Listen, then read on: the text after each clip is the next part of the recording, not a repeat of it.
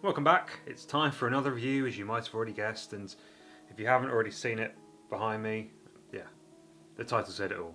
It's On Running's Cloudrock boot. Now, you don't see a lot of boots on this channel.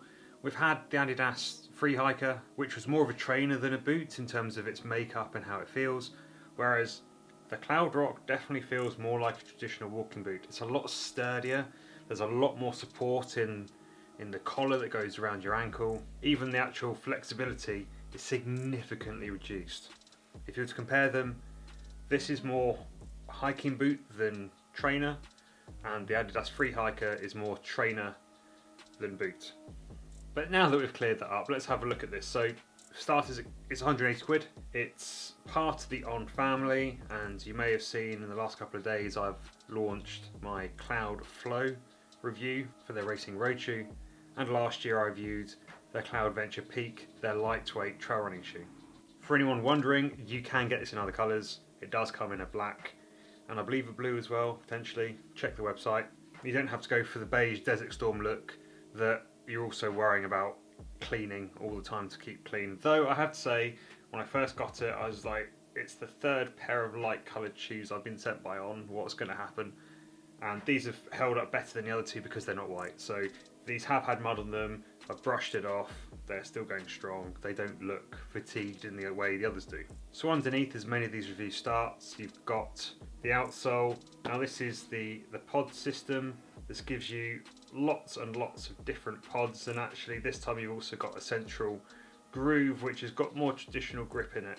You will also find that on some of the front pods and near the rear, they do have flat sections on top of the pods which have got a softer rubber groove on to allow you for a more of a biting edge, and this is continued at the rear on several as well. In the centre there's a very deep channel. You can see my finger kind of disappearing into it. Don't worry, it's not going to be always clogged up with stones. Obviously with hiking boots it is more prevalent to have stones or other debris get stuck in shoes occasionally.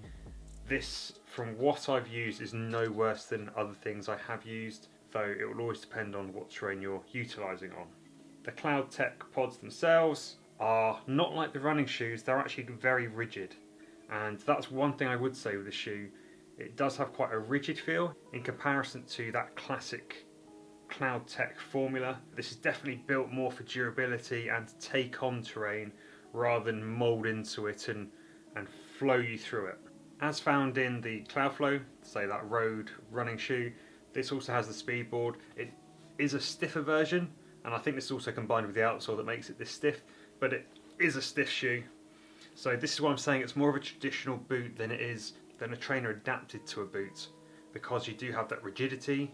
So it's good if you've got a load on your back, it's good if you're cutting steps, if you're hiking up large things. If you're looking for something that makes you free and easy and you can skim around everything, this isn't what you're looking for in that respect. The Mission grip that makes up the outsole is pretty good. I think because of the makeup of the outsole, it doesn't have as much grip as it could have, because there's a lot of hard surfaces in play, and obviously they can form worse with terrain. As you can see, because of the colour scheme here, there is a rand that runs the whole way around, then you've got a much more durable rubber heel cup to give you protection at the front and the rear. And the actual main shell itself has a water and windproof membrane underneath.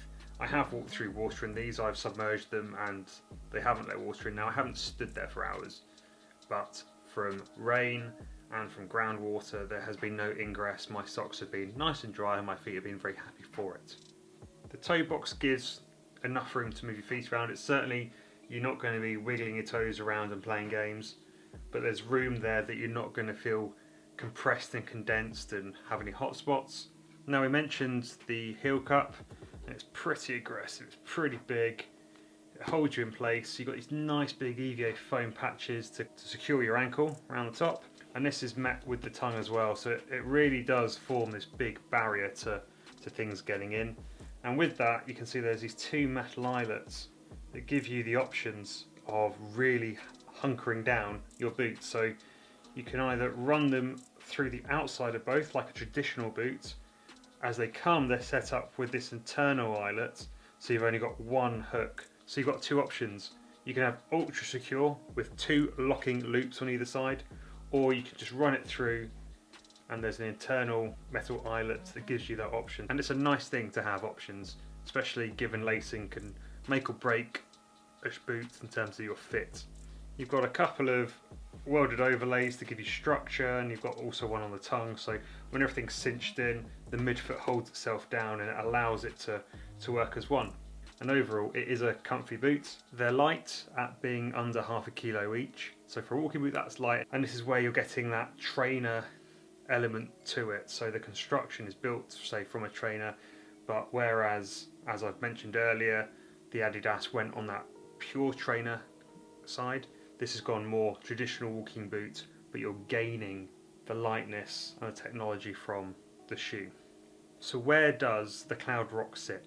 Now, for me, it's not black and white. This is something that in the middle of winter you could wear around town.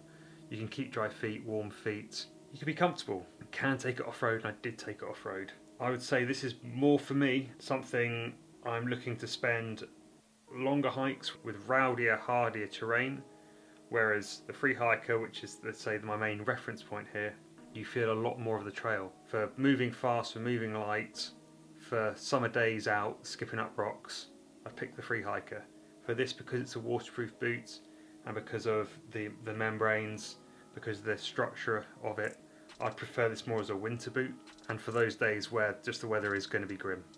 So thank you for watching my review of On Running's Cloudrock. You can see the full review in the link below. Please let it be known I've not been paid. This isn't a sponsored post. I have been provided the boot free of charge from their UK PR agency. However, all opinions and all thoughts are my own. And if you want to have a chat with me, stick some comments in the boxes below and I'll give you my honest opinion. Until next time.